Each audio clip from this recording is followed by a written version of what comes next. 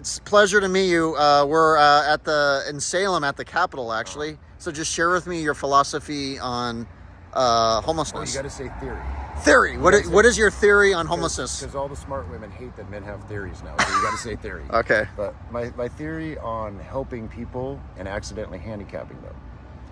So, like we were talking about with social services and the homeless, sometimes they enable people so well to be homeless, it's easier than actually going and getting a job again and starting life.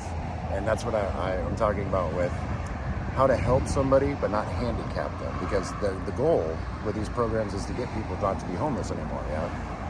So how do you help the homeless with food stamps, job training, and get them to follow all the way through with it when it's really easy for them to crash or fall off the wagon and start using drugs again and fall back into the free system? And I've been studying that myself because I've been homeless twice in my life, and they've always helped me get back on my feet again. And what cities, in your experience, you said you've been homeless in multiple cities. Georgia, Austin, Texas, which ones would Portland, Oregon. What cities would you say have more handicapped the homeless? Atlanta, Georgia has absolutely handicapped the homeless. And Austin, Texas, they give them food stamps, but there's no job training. Okay. So it doesn't really encourage them to get off the streets, and there's no shelters. And what about Portland? Portland, it doesn't look like they're doing a lot. You know what I mean? The police do a lot to not agitate the situation, but it doesn't look like there's a whole bunch of services for them.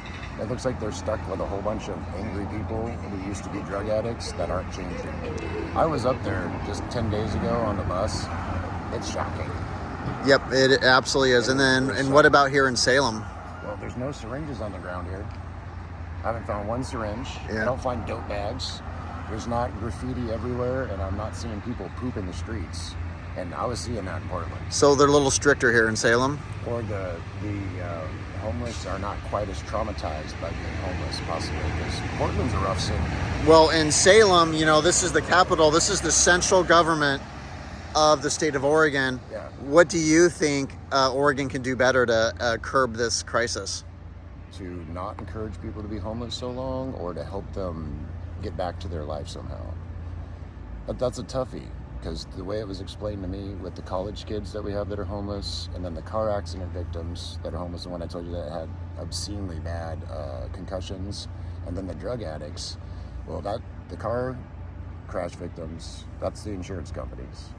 You know what I mean? They didn't put everyone back together and give them a full payment. The teachers and the students that were all fighting for tenure in college, that was childishness and safety. I want my secure job in college. I don't want to go out and work in the private sector. Yeah. And then the other group, the drug addicts, well, people use drugs for a whole bunch of reasons, from being raped to having a rough life to... It's trauma. Yeah. So, it's but a coping mechanism. May I ask what your opinion is? Are you familiar with Measure 110? No, I haven't. This was Measure 110, the measure that decriminalized drug use in the state of Oregon. I think it helped. You think it helped? No, I was an avid pot smoker for 20 years. Well, and the reason why I ask is I have major concerns with it because you're aware what fentanyl is. Yes. Deadliest drug I've ever seen in my life, and it was the perfect storm where we decriminalized drugs right when there was the rise in fentanyl. Yeah. And in Portland, it's zombie land down there. So that's my concern with the decriminalization is it's killing people. I was actually sold marijuana with fentanyl in it. I had a really rough week. Yeah, you overdose, I'm assuming. Pretty much. Yeah. And, they found me hallucinating, talking to God in my backyard. Kept trying to bring me back into reality. And the only thing anyone could come up with is I had bought a laced bag of marijuana. It's very common out here. Most drugs are now laced with fentanyl on the streets. I found out that the people that I bought weed from in Austin, Texas, and Atlanta, Georgia, it was laced with methamphetamine and cocaine. Wow. They're going back through the evidence lockers and different police cases over the years, and we're finding that most of the Mexicans call it Malta, Americans call it marijuana, green bud, anywhere else. The police are finding this, that it's always been laced with some kind of control serum, some kind of extra something. Marijuana that was pushed on the streets in America when it was black market, it was never just marijuana. It was either laced with mercury, Epsom salt, methamphetamine, cocaine, heroin. It's never just been straight up marijuana. So interesting. Legalizing marijuana was awesome because it freed us from laced marijuana. but then they come up with other ways or stronger narcotics. Yeah. Well, and then very last question, and I'll let you be, is if you were in charge, well, first of all, I want to ask, how did this homeless crisis get so bad, and how would you fix it? Economic decline. Economic decline? We've slowly been going this way for about 14 years. Okay. That's how it came to a head with homelessness and eviction, and it's going to get worse now because all the stuff that Governor Kate Brown put in, the moratorium on eviction for COVID, that's all being repealed now. So landlords can evict people who haven't paid rent, whether they lost their job with COVID or not. So the homeless problem is going to get a little bit worse coming up here.